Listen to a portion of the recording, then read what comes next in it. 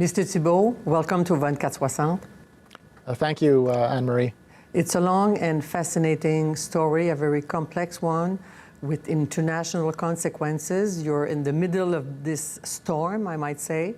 The main actor of all this is Edward Snowden at the beginning. Can you tell us again what he did, the magnitude of what he did while leaving the NSA? Well, Edward Snowden had come to Hong Kong in May 2013, and during the latter part of May, he had communicated with the journalist Glenn Greenwald, who was working with The Guardian, and Laura Poitras, the Academy Award-winning documentary filmmaker. But nobody had known that at the time. And during about the first week of June 2013, there were stories published by Glenn Greenwald in The Guardian about the US government electronic mass surveillance, basically spying on governments, on civilians around the world, including spying on civilians in the United States, Canada, the UK, New Zealand, Australia.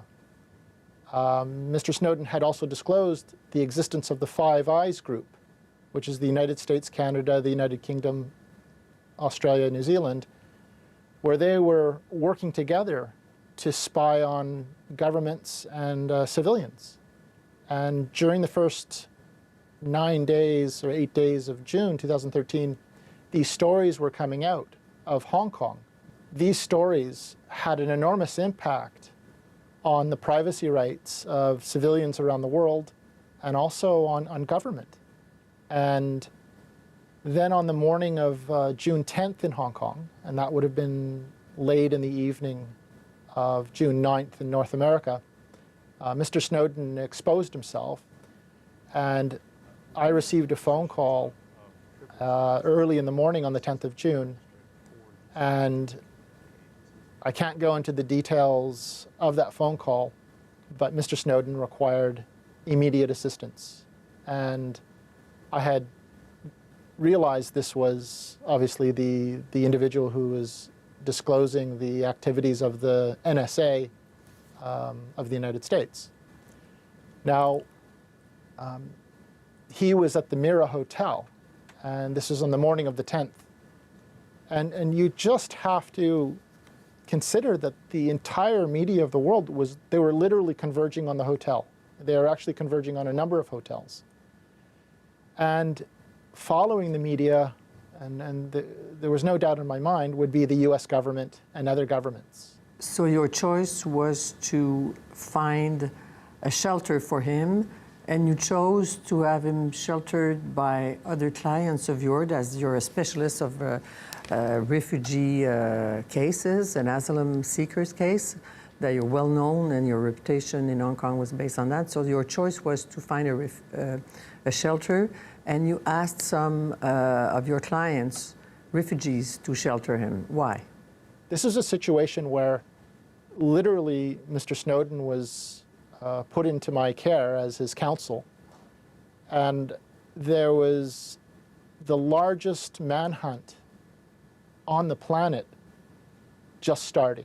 The United States government would launch the largest manhunt on the planet. So there was very little time to think. And my primary concern was my client, Mr. Snowden.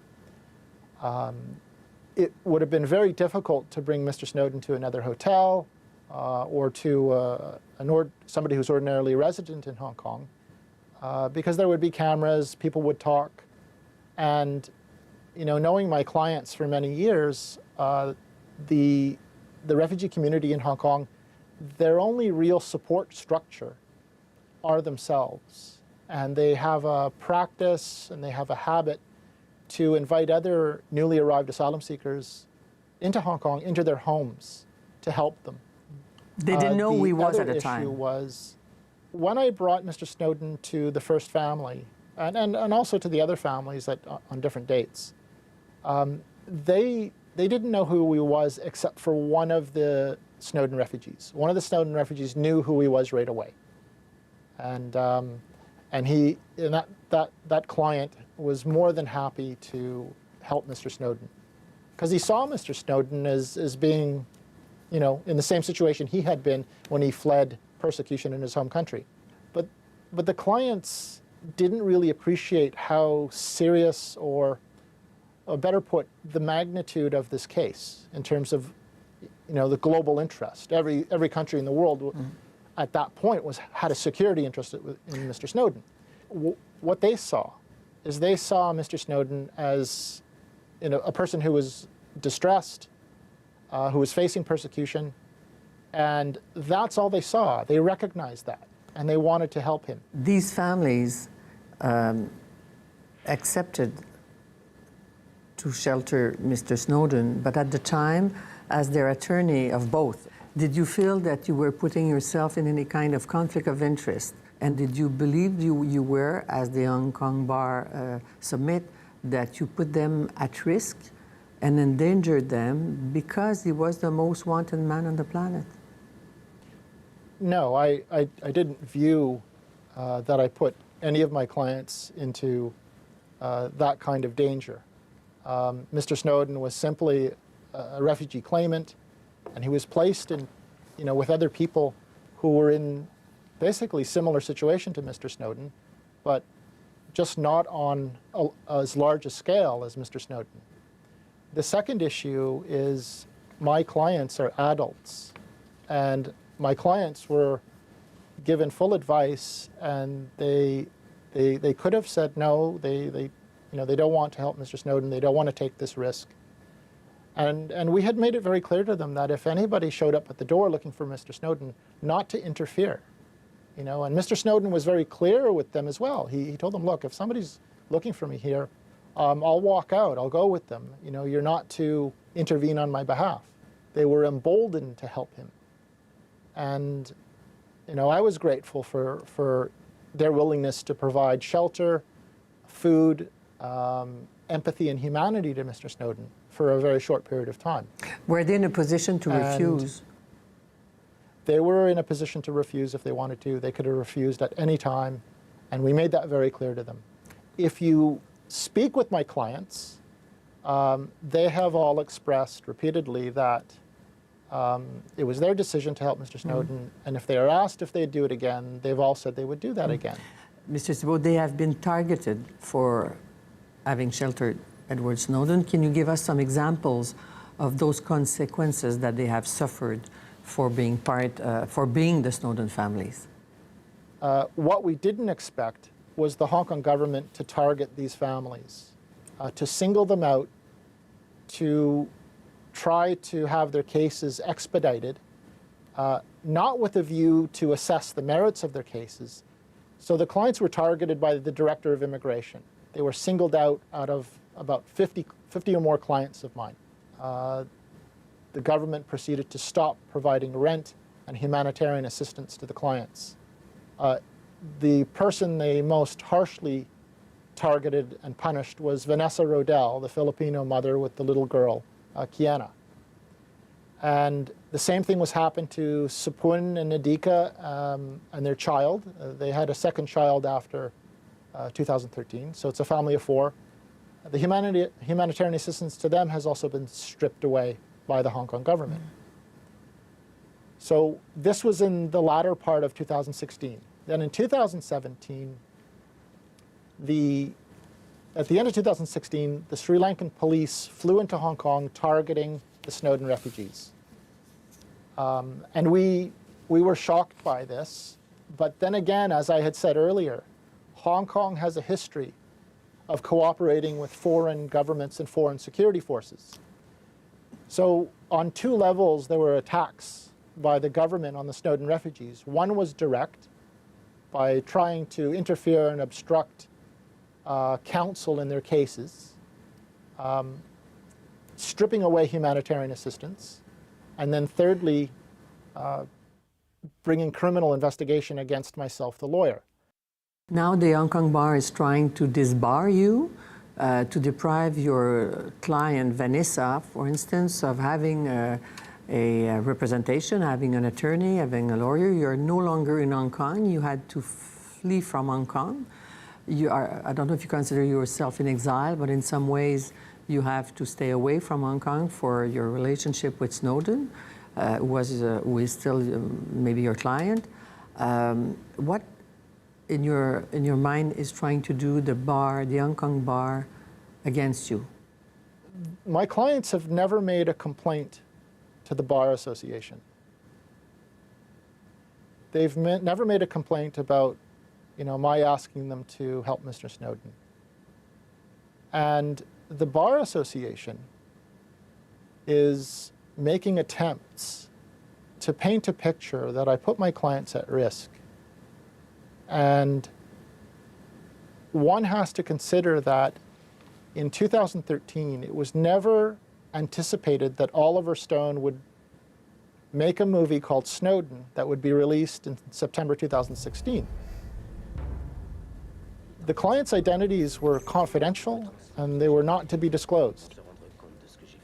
And Oliver Stone released the film, and my clients are portrayed in the film. Their identities aren't disclosed, their specific identities, but I only have a limited number of clients. And when we found out about this, we all went to the clients and we asked the clients, what would you like to do? And we advised them that there were risks if they remain quiet and continue to conceal their identities. And the clients expressed they were afraid that somebody would find them, the dark of night when no lawyers were around, and something bad would happen to them or they'd disappear. Mm-hmm. The other option was for them to expose themselves, to make sure everybody knew who they were. And Hong Kong is supposed to be a safe jurisdiction. So there was a decision made by them, and them alone, that they wanted to speak with the media and let the media and the public know who they were. Why did Oliver Stone do that? Do you feel he has a responsibility in the consequences that they are suffering now? Oliver Stone has been very supportive of the clients, and when he made the film, he had information about the Snowden refugees, and this was part of Edward Snowden's story. And that was something that did not come from me. It didn't come from any of the legal team, but Oliver Stone had discovered, had sheltered and saved Mr. Snowden's life. So tell us about the reprisals that you face from the Hong Kong bar. Well, after the Snowden film, Oliver Stone's film Snowden was released, and I was unaware of this until March 2017, the Hong Kong bar took it upon itself to consider 2 anonymous complaints, and it's related to Mr. Snowden. And then in March 2017, I received a letter, and it was a letter from the Bar Council stating that there's an anonymous complaint against me. And I had no idea what the form of the anonymous complaint was, who it was from. And then the Bar Council accused me of having gone to the media, having conducted myself in a way where I put my clients at risk, the Snowden refugees at risk. And number 2, they complained that I had done all of this to make money, to get more business, which is ridiculous. Most of the work I do for asylum seekers is at very low pay or pro bono. So you're fighting back. Why are you currently going public now on this day, 28th of November?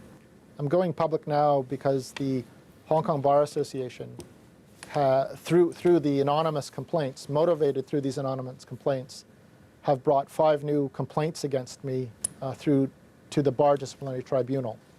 And this simply is the Bar Association interfering with my ability to practice law lawfully in Hong Kong, in particular for the Snowden refugees. In relation to that, the clients are emotionally and psychologically compromised. And the clients are compromised, and we also are aware that the Hong Kong government is going to make decisions on all the asylum claims at about this time. So the combination of factors, but really it was the actions of the Bar Association to interfere with me, that has brought me to this point where I've decided to go public. So all those complaints, anonymous complaints, you are fighting them back, but you are in exile now. So the end result for you, what is it now? You're still the attorney for Vanessa? You have to fight for yourself. What's the end result for you now from that? Is it political from the Hong Kong bar? Is it because of Snowden? This is absolutely political. It's absolutely because of Snowden. It's absolutely political. It's disgraceful what the Hong Kong Bar Association has done. The legal advice I've had from a number of Queen's Counsel are that there is no way I could go back to Hong Kong and appear before a bar disciplinary tribunal and receive a fair hearing. That is impossible. And again, I'll say it, that this is clearly all based on my association with Mr. Snowden and the work I've been doing defending and fighting for the Snowden refugees. All of these complaints started and were piled up on top of me after the Oliver Stone film, not before. So what is the most foreseeable outcome for the Snowden families now at this time? Well, in 2016, and this is something that's lost on the Bar Association, there's a 0.2% acceptance rate of refugees in Hong Kong. And I realized, and everybody accepted this, that it was almost a certainty the Snowden refugees' asylum cases would be rejected in Hong Kong, and they'd be sent back to their home countries to face ill treatment, torture, persecution. So I approached a group of Montreal-based lawyers, and I disclosed to them who the Snowden refugees were, and I said I would really like to find a way to put a refugee application into Canada, because this is really their best chance. And this is really the way to protect them, because in Hong Kong, with a 0.2% acceptance rate, there's no protection for asylum seekers in Hong Kong. So the clock is ticking. It's 5 minutes from midnight for them. Yes, the clock is ticking. It's 5 minutes to midnight, and they're distressed. And all I can say at this stage is to ask Mr. Trudeau and to ask Canada to act now. Any further delays in these cases are not going to help the clients at all. Do you believe in a fair and independent procedure from Immigration Canada now, since the relations with the United States here are well influenced now by the Trump government? But even President Obama at the time did not consider Snowden as a patriot. What he did was wrong. President Trump said that Snowden caused enormous problems, enormous trouble.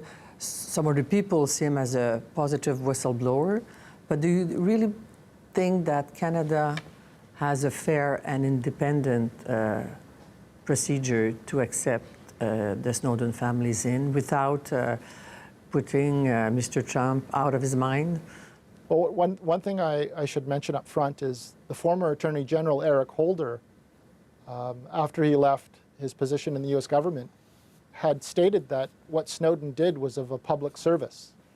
And it's been more than 5 years since Mr. Snowden's disclosures, and there has been a gradual shift among very conservative people, very conservative views that Mr. Snowden had put lives at risk.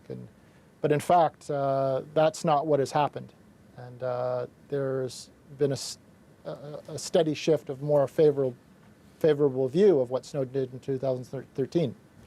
The second issue is the Snowden refugees, and I want to clarify this, never broke any laws by sheltering and assisting Mr. Snowden in 2013, because Mr. Snowden was always lawfully in Hong Kong. Even though Mr. Snowden was considered a fugitive in the United States, under Hong Kong law, Mr. Snowden hadn't broken any laws, and there was no effective extradition request sent by the U.S. government to the Hong Kong government. So the Snowden refugees, and I'd like to really frame this in a proper context. These are people who suffered persecution and torture in their home countries.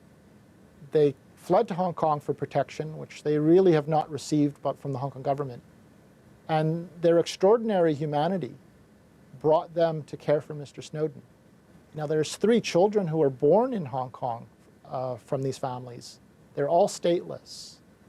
And these are innocent children. And these children are at an age, and they're coming to an age, where they are being affected by what's going on. And we're asking Canada to act now to remove these clients from this environment in Hong Kong. To me, it's unthinkable that the Hong Kong government would send these children back to their parents' home countries. And I would say that Canada should think very carefully about its commitments towards refugees and its legal framework and its historical commitments to refugees, because this is a case where it's a very simple single step for Canada to embrace these courageous families and to bring them into Canada. And this should be a decision that should not take into account any political considerations from the Trump administration. These are people who just, through acts of kindness, helped a man who disclosed criminal and egregious conduct of the United States government. So it's urgent for them, since if the Hong Kong immigration decides something on their case, they might be deported to their home countries before even in Canada take a decision. That's your greatest fear? Death by delay. If Canada keeps delaying, these clients are going to be deported and sent back to their home countries. And based on the evidence for these cases, some of these clients are not going to live. And these families are suffering in Hong Kong, and these children are vulnerable. And this is the case where we're asking Canada, please act, and please act now. Are you still in contact with Mr. Snowden, and what does he expect now for 2020, because he's in Russia until 2020? Yes, I'm in contact with Mr. Snowden, and from my understanding, from all the evidence, and that in 2020, Mr. Snowden's current visa will expire, and he'll apply for another visa. And as the Russian government has stated publicly many times previously, there's no reason why they wouldn't give Mr. Snowden another visa. He hasn't broken any laws in Russia. You've been practicing asylum law in Hong Kong for so many years.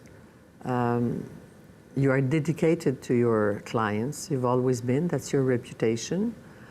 You seem very well dedicated to the Snowden families and want to fight for their freedom, their safety now.